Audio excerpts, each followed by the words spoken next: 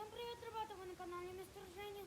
И сегодня мы посмотрим новый бравлер СТУ против всех бойцов. Смотрим.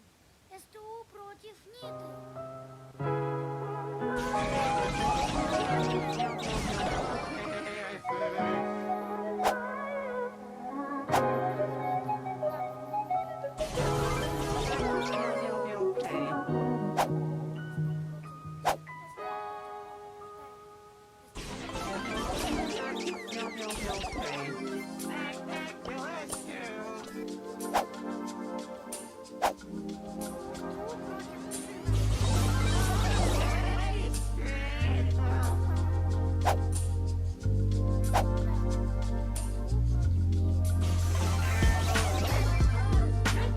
In this first set, he does pretty well. The one that he lost was actually pretty close. And also, Bo needs a buff, am I right? One of Stu's most beneficial offensive abilities is how fast he can unload all of his shots, sort of like Colonel Ruff's. And he shows this off against the next set of brawlers.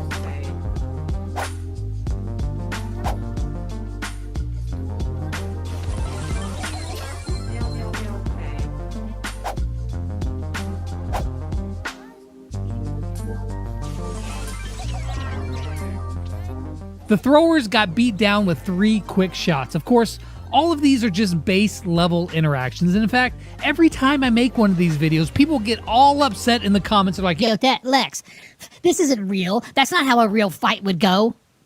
I know. These 1v1 interactions are just supposed to give you a base understanding of the lowest level interaction between brawlers. Because think about it, there's just too many variables like mode, map, distance, star powers, gadgets, power levels, and most importantly, the player's skill. However, knowing these interactions will help you make split-second decisions on when you should engage in a fight and in what situations. Like for instance, our next set of brawlers. There's some really close matches, and knowing that if you have 841 hit points more than a BB, you can win even at close range. Check it out.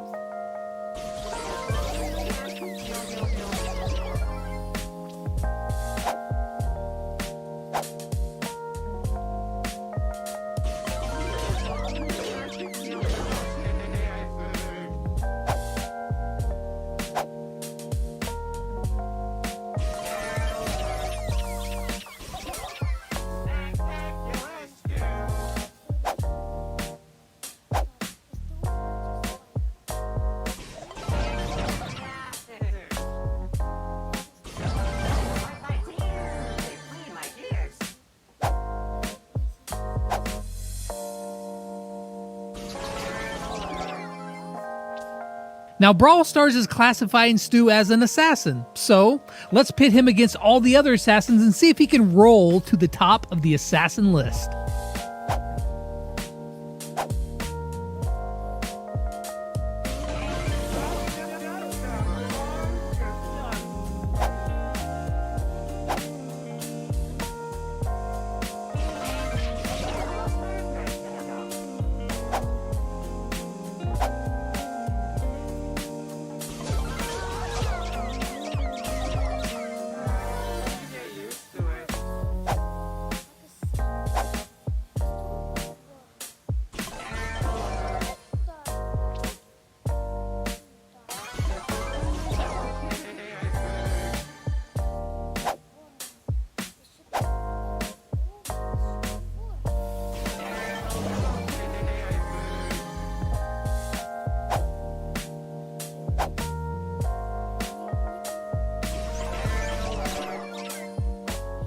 I know what you're thinking. Why is Colette in the Assassins? Well, that's kind of how I see her.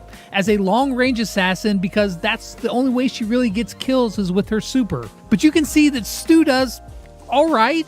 Not great, but not horrible. Honestly, I don't really think of him as an assassin personally. He's more like a mobile, long-range support / utility brawler sort of hybrid thing. Speaking of long range, here's Stu against some of the other long-range brawlers.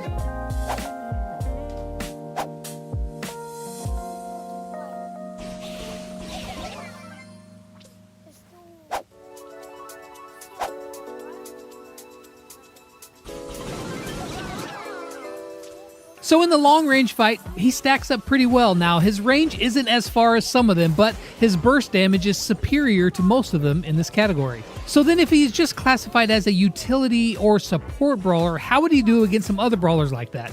Let's find out.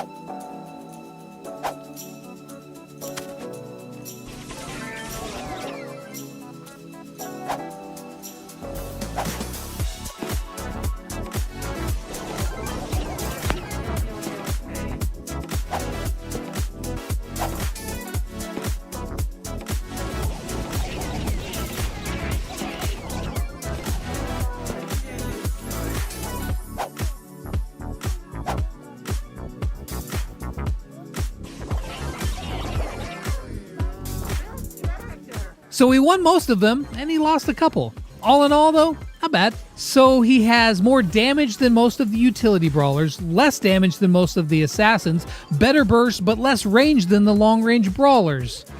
Stu is a very interesting hybrid brawler. Toe-to-toe, he still can't stand up to the big bruisers of Brawl Stars. So let's check out what could happen if you find yourself on these tanky brawlers' bad side.